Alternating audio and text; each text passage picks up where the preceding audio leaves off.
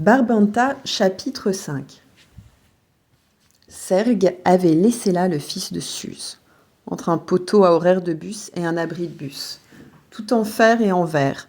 Il lui avait souhaité bon courage, il lui avait dit de faire honneur à sa mère et de ne pas lui dire, surtout, s'il retrouvait le père, que ça risquait de lui faire plus de mal que de plaisir.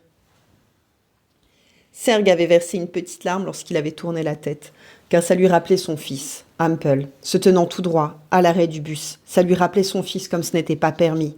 Saloperie, jura Sergue. Hampel ne l'entendit pas, comme il n'entendit pas le bruit du moteur, ni l'orage qui s'annonçait. La montagne se dressait face à lui, matrice devenue soudain hostile, accusatrice. Alors il en détourna les yeux, mais tout de même il restait dans son ombre, sous son emprise. Il observait les chiffres, les heures où le bus arrivait, une fois par heure. L'arrêt se trouvait exactement à 55 minutes de l'école où il se rendait, laquelle était elle-même à environ une 50aine de kilomètres du centre de Barbanta. Et au nord-ouest se trouvaient les usines, l'école, les usines. Le bus arriva. Comme s'il était arrivé au bout du monde, le chauffeur observa Hampel d'un drôle d'air. Pourtant, il y avait des arrêts placés régulièrement en bordure des montagnes, et il n'était pas rare de voir des jeunes descendus pour aller à l'école en ville, puis à l'usine. Il n'y avait pas de chômage à Barbanta. Les gens ne vivaient pas assez longtemps pour ça, pour qu'il y ait du chômage. Les vivants prenaient régulièrement la place des morts. Donc le chauffeur n'avait pas de raison de regarder Hampel d'un drôle d'air. Ensuite, il en eut des raisons, lorsqu'Hampel achetait un ticket. Hampel toucha le ticket et l'observa avant de tendre l'argent au chauffeur. Quand celui lui fit à nouveau face pour lui rendre la monnaie, seul un peu de mousse gisait dans la main du jeune garçon. Le chauffeur poussa un cri, pas vraiment de surprise, presque un cri de douleur, comme en font les animaux captifs. Puis il fit un geste pour dire que tout était en ordre. Un geste presque impoli, et Hampel s'assit juste derrière lui. Comme ça, aux premières loges, il risquait moins de rater son arrêt. Il regardait la mousse dans sa main. Comment cela avait-il pu se produire ? Il se mit à pleuvoir, doucement d'abord, puis de plus en plus fort. Une odeur émanait du sol. Une odeur de chaleur et de végétaux morts. L'enfant regardait au travers de la fenêtre. À droite, il ne cessait d'y avoir de la roche, et à gauche, des rangées de bouleaux. Parfois un arrêt, le bus s'arrêtait, même si personne ne montait. Il s'arrêtait, il attendait. Puis le bus prit à gauche à une intersection et laissa la Gebirge en arrière. Il se dirigea dans une sorte de long slalom qui donna le tournis à Hampel.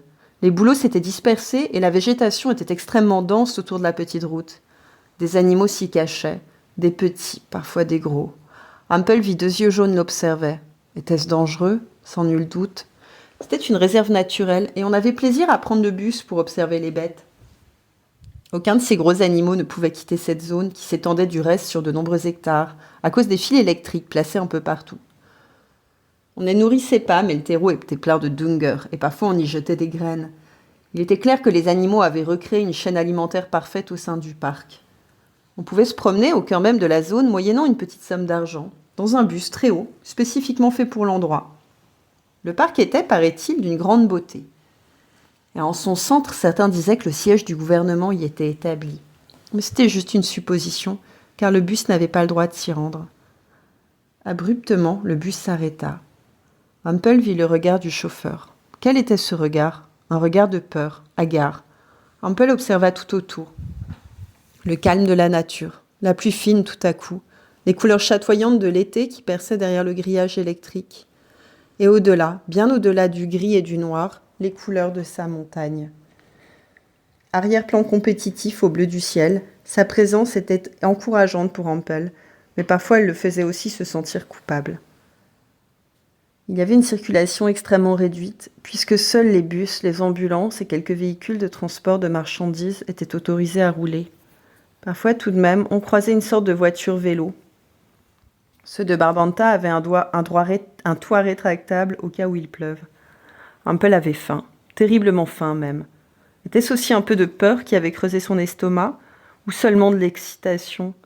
Son ventre couinait de manière irrésistible. Vivement que le bus arrive à l'école, pensa-t-il, inquiet malgré lui.